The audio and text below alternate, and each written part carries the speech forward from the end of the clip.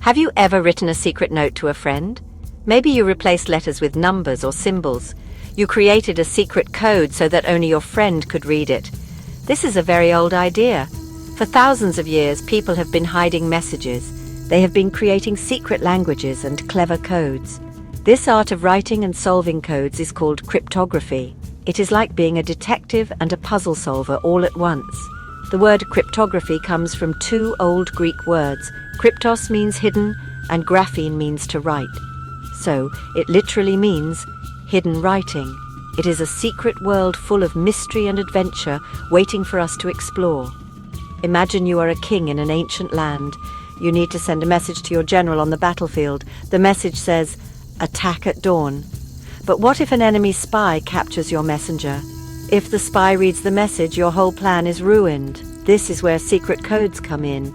You would write your message in a special code. Only your general would know how to unlock it.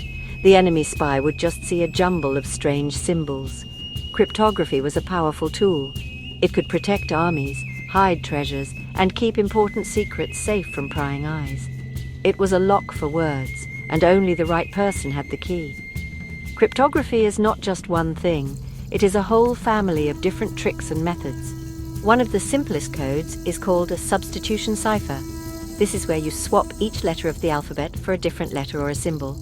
For example, every A might become a B, every B a C, and so on.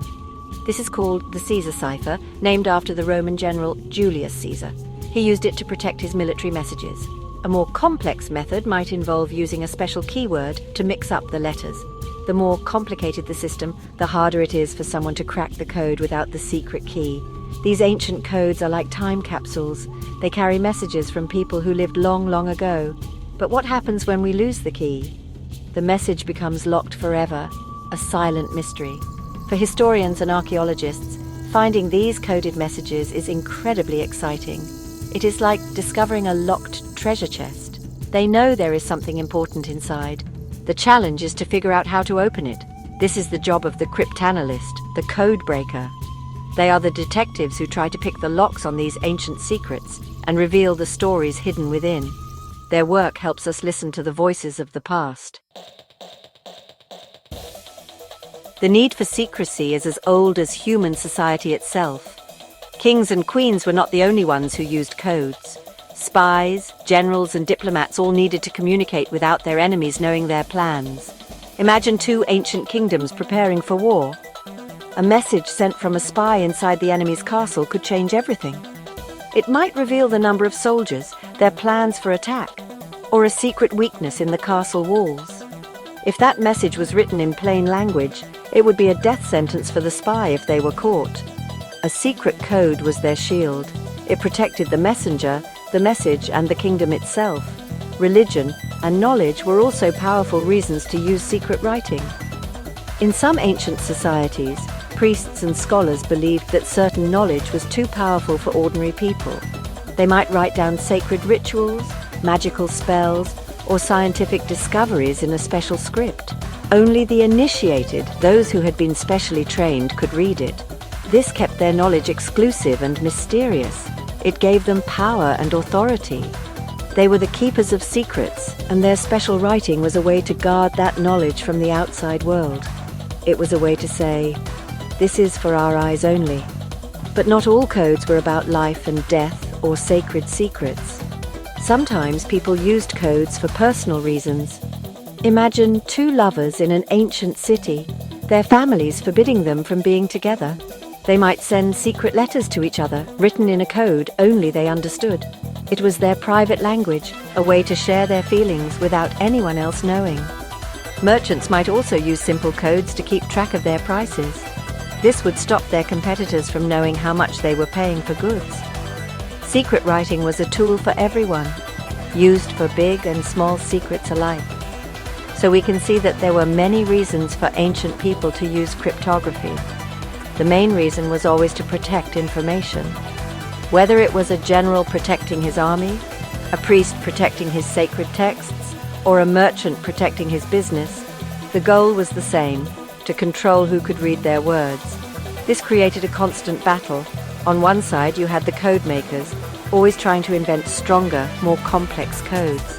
On the other side, you had the code breakers, always trying to find new ways to crack them. This ancient cat and mouse game is what makes the history of cryptography so fascinating. One of the most famous ancient writing systems is the Egyptian hieroglyphs. When you look at the walls of an ancient Egyptian tomb, you see beautiful and mysterious pictures. There are birds, snakes, people, and strange symbols. For a long time, people thought these were just magic symbols or simple pictures. They believed that a picture of a bird just meant bird. But the truth was much more complicated and clever. The Egyptians had developed a complex writing system that was part picture writing and part alphabet. It was a beautiful and intricate code that held the secrets of their entire civilization for thousands of years. The hieroglyphic script was used for over 3,000 years.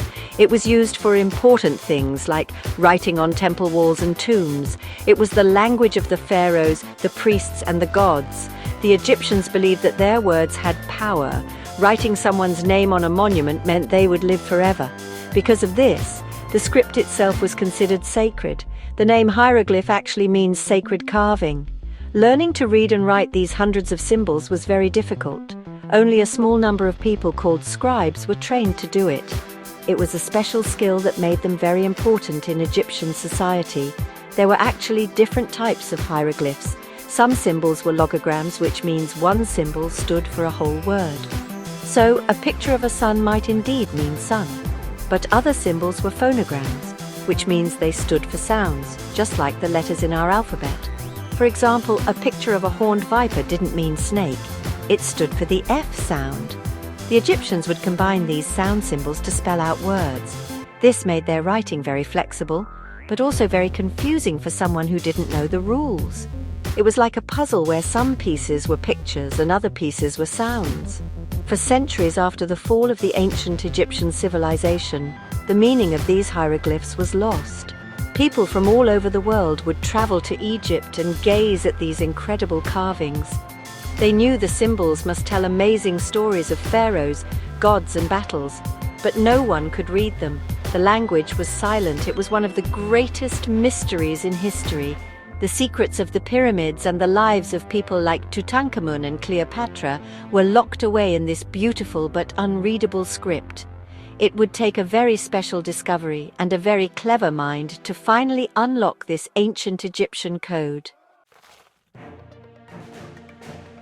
The key that unlocked the mystery of the hieroglyphs was a large, broken piece of dark stone. It was discovered in 1799 by a group of French soldiers in Egypt. They were building a fort in a town called Rosetta, and they found the stone being used as part of a wall. This stone was special. It had the same message carved on it in 3 different scripts. At the top was the mysterious hieroglyphs. In the middle was a different Egyptian script called Demotic, and at the bottom was Ancient Greek. At the time, many scholars could read Ancient Greek. This was the breakthrough everyone had been waiting for. The Rosetta Stone was like a dictionary from the past.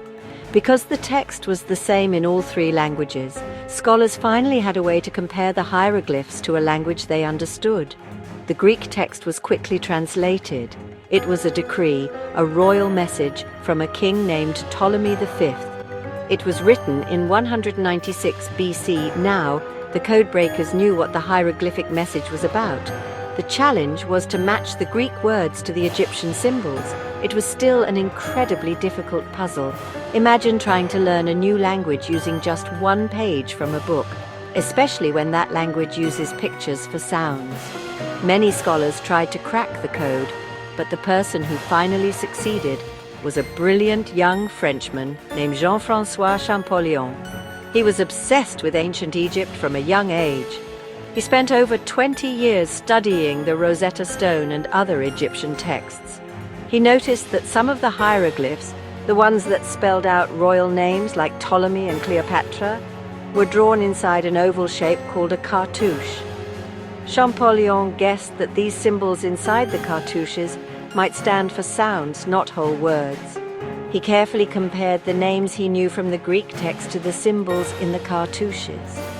Champollion's big moment came in 1822. He used the letters he had identified in Ptolemy and Cleopatra to figure out the sounds of other symbols. He then tried to read other names, like Rameses and Thutmose. It worked! He had figured out the system. He had discovered that hieroglyphs were a mix of sound symbols and picture symbols. He famously burst into his brother's office, shouted, "I've got it!" and then fainted from exhaustion. Champollion's discovery was monumental. He had given a voice back to the ancient Egyptians. Thanks to the Rosetta Stone and his brilliant work, we can now read the stories they left behind on their temples and tombs.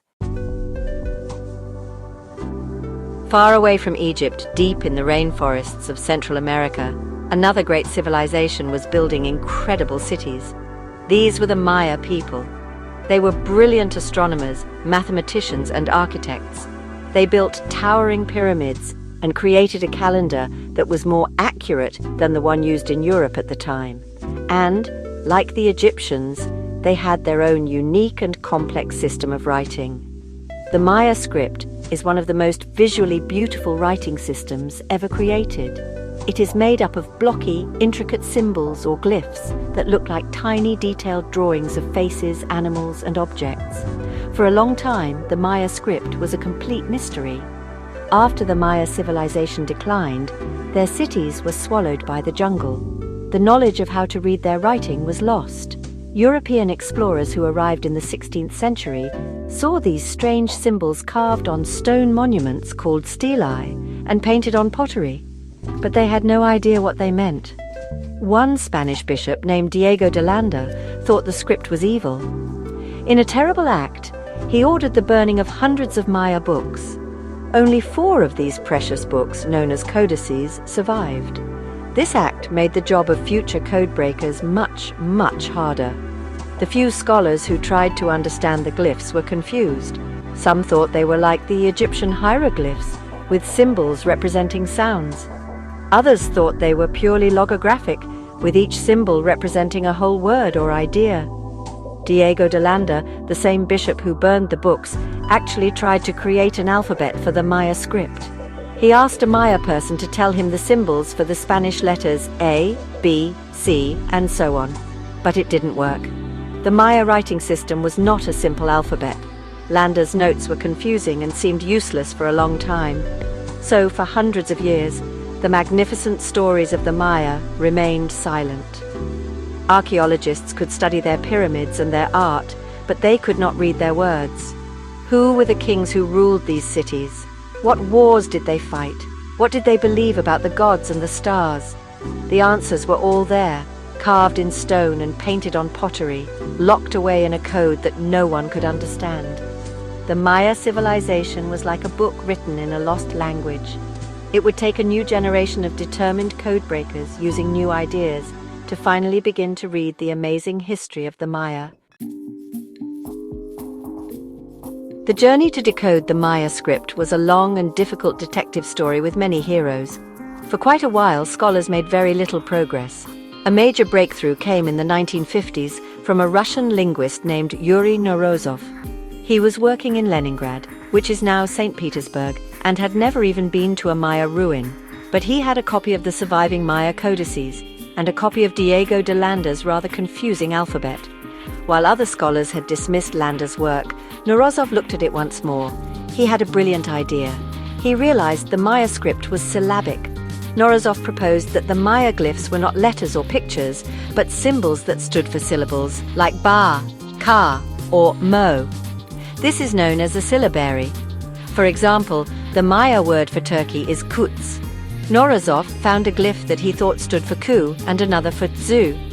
When he combined them, he could read the word kuts next to a picture of a turkey in one of the codices. It was a massive step forward.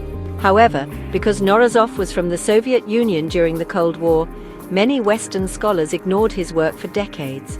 They clung to the old idea that the glyphs were just pictures.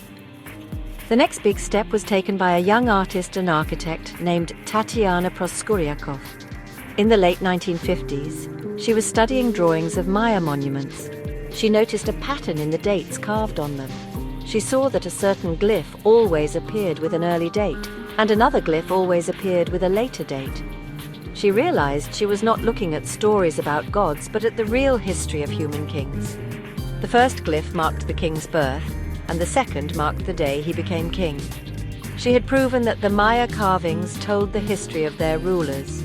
Proskuriakov's discovery, combined with Morozov's syllabic theory, opened the floodgates.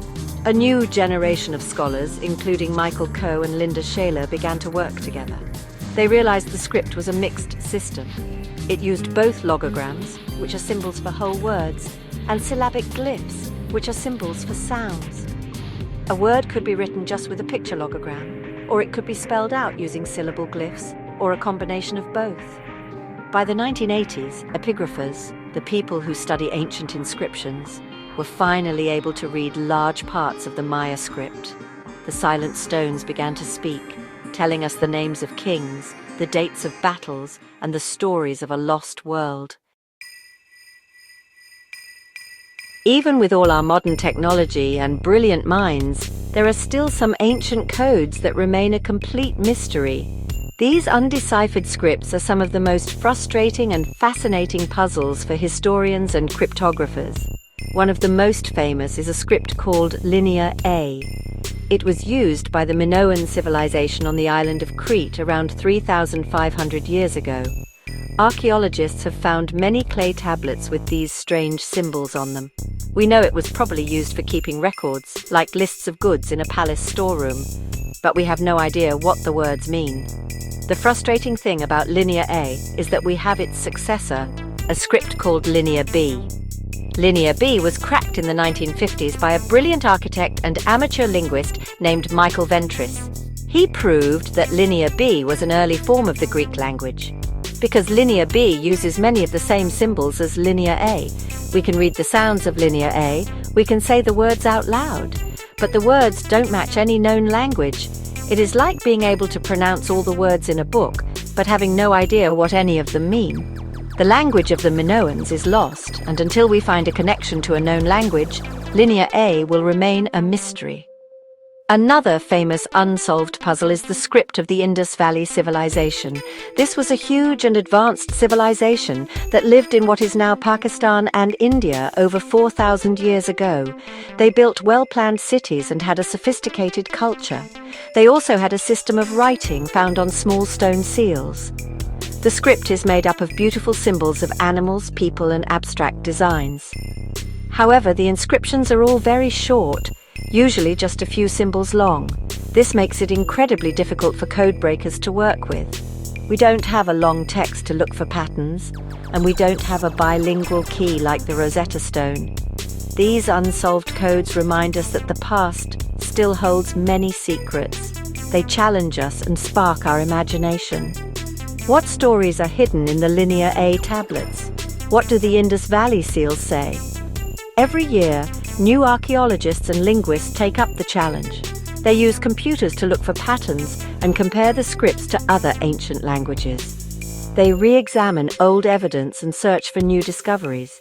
Finding a new tablet or a new seal could provide the missing piece of the puzzle. The quest to crack these codes is a thrilling race against time to recover a lost part of our human story. Why do we spend so much time and effort trying to understand these ancient messages? It is because decoding these scripts is like finding a key to a lost world. Before the hieroglyphs were deciphered, we could only guess about the ancient Egyptians. We could see their pyramids and their mummies, but we didn't know what they thought or believed. Once Champollion unlocked the code, we could suddenly read their own words. We could read their poetry, their laws, their shopping lists, and their letters to each other. We learned about their pharaohs, their gods, their medicine, and their daily lives. The Egyptians were no longer just mysterious figures, they became real people. The same is true for the Maya.